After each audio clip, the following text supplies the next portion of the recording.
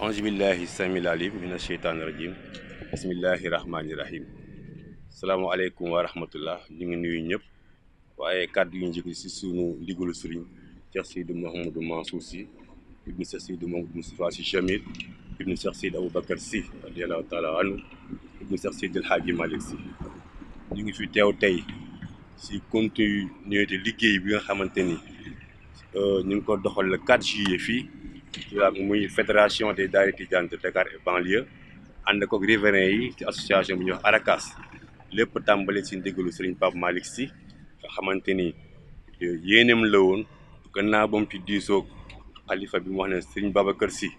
moo ko feeñu wax ko ñu jàppoon date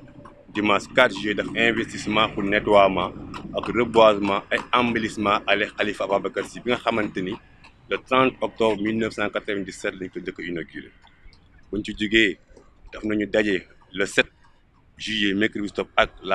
l'hôtel de ville la mairie de Derklé Castor ak ARACAS ak fédération pour xool surtout aménagement wu allées yi nga xamante ni moom lañ jëkk a Seydi Aboubacar Sy tey nañu teewoon suñu kanamu sëriñ doon defal installation officielle bu photo Mame Babacar Sy fii si allées yi nga xamante ni jekk ni si xar kanam mu nekk fi ndax ku ko xamul boo rombee gis photo bi sa xel am suñu mu jëm loolu nag moo tax ñu daje fi ay kàddu yi du ci gudd ndax xalifaam tey mu ngi fii moom Serigne Babacar Sy di Cheikh Seydi Mouhamadou Mansour di Cheikh Seydi Mouhamadou Moustapha Sy Jamil moom la ñuy delloo lépp waaye di wax ne fédération bi ànd ak ARACAS gërëm nañ képp koo xamante ni taxawoon nga jàpp ci liggéey ba tey ñu am résultat bi ñu am war a continuer nag ak ville de Dakar ak ARACAS ak mairie Dakar Dieuppeul Castor continuer liggéey bi nga xamante ni yaakaar nañ ni ak engagement yi maire yi jël dañ egg 1er décembre incha allah pour tàmbali ko loolu moo doon kàddu yi jox kàddu yi suñu sëriñ Cheikh Seydi Mouhamadou Mansour kàddu moo gën a matale ko wax jabu yëpp incha allah ak réew mi. alhamdulillahi alladi bi ni'matihi wa jalalihi tatimu salihat wa salatu wa salaamu ala sayidina muhammadin wa ala alihi wa sahbihi ajmain dama pëndal sama ay tànk pëndal sama ay daal gannaaw bi nga xamee ni nuyu naa képp ku nga xam ni kii yaa ngi nuy seetaan wala lii nga xam ni moo xew nafa dina la ma pëndal sama tànk pour bokk ak ñoom nafa moom parce que sëñ Babacar Sy la wax radiyallahu taala anhu tey su woon pandémie bi mbas allée bi yëpp mën nañ ko fees te amul sikk si loolu waaye jamono ni mu doxee moo tax ñu wax ni lu mu tuuti waa fédération bi ñu ngi fi waa union Grand Dakar ngi fi bokk si union des daayira tidianes du Sénégal ñu ngi fi ma bëggoon wax rek ni lii nga xam ni moo xew kon na daal réew dem fi ñëw non pas seulement parce que surtout sëñ Babacar la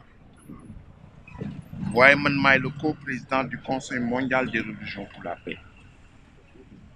benn ONG internationale qui a son siège à New York li leen tax a jóg mooy depuis la bombe d'Hiroshima ça a été créé en 1967 à Tokyo foofu GIE am actuellement pour que loolu amoon ñàkk jàmm jooju ba ñu jël bombe atomique sànni ko loolu dootu fi am ñu bëgg nag jaarale si diine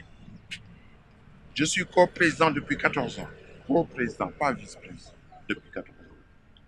fépp fu conflit am si àdduna bi te diine laytaay ko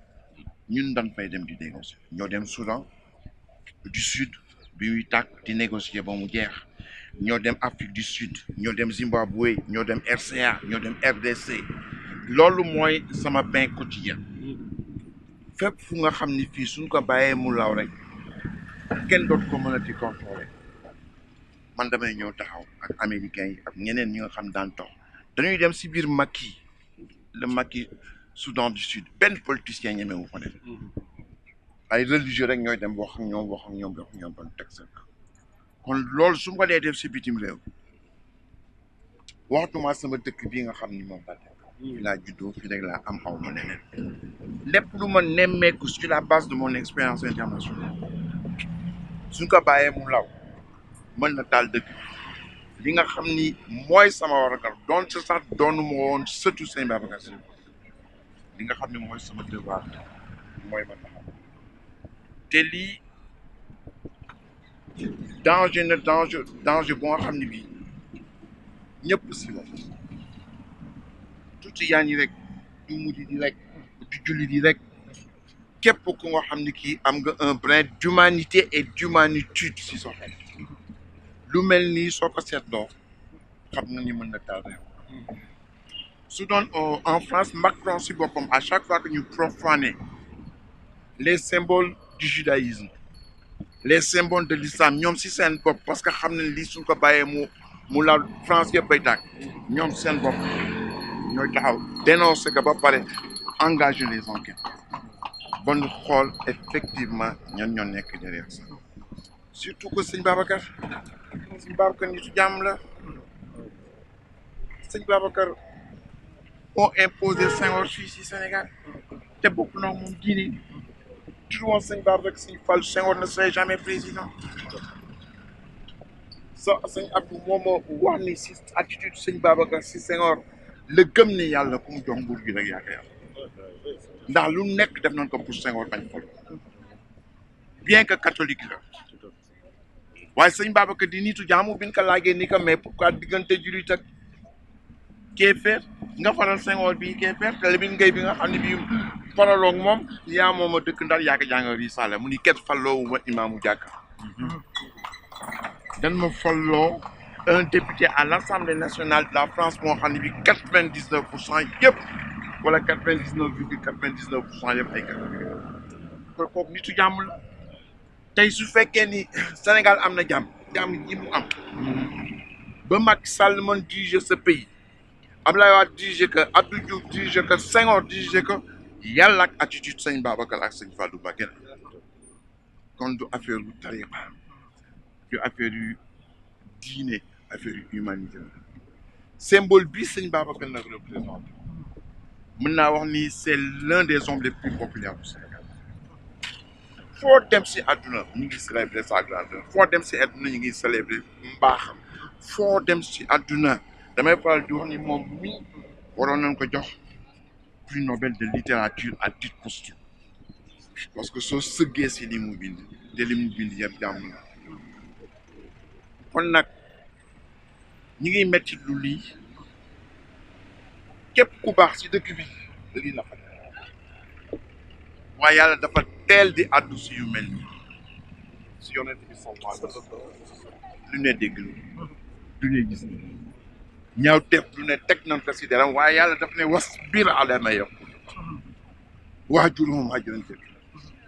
wa zarni wal mukazzibina uli ni'ma wa mahhilhum qalila inna ladayna ankaala wa jahima wa taaman za ghussa wa azaban alima yàlla nit ñoo yonent bi muñal liñ lay wax da nga sore leen di waxuñu la yow yonent bi man la ñuy wax man mi ñuy wax man mi tax ñu jóg nag am naa lu mu ko faj si aaya bu leer a leer kon nag daanu xam ni sëñ Babacar liñ ko woy si àdduna dax daan wax ni woy yu nu woy sëñ Babacar rek mën nga koy jàngal si lycée école primaire loolu rek moral la bu nga xam ne bi mën nañ si former des générations et des générations waaw waaye nag ñun doon nekk ay doomu gaynde te duñ wàcc suñu waasu waaye nan ko woyaat ko duñ wàcc suñu waasu mukk looloo tax ñu ñëw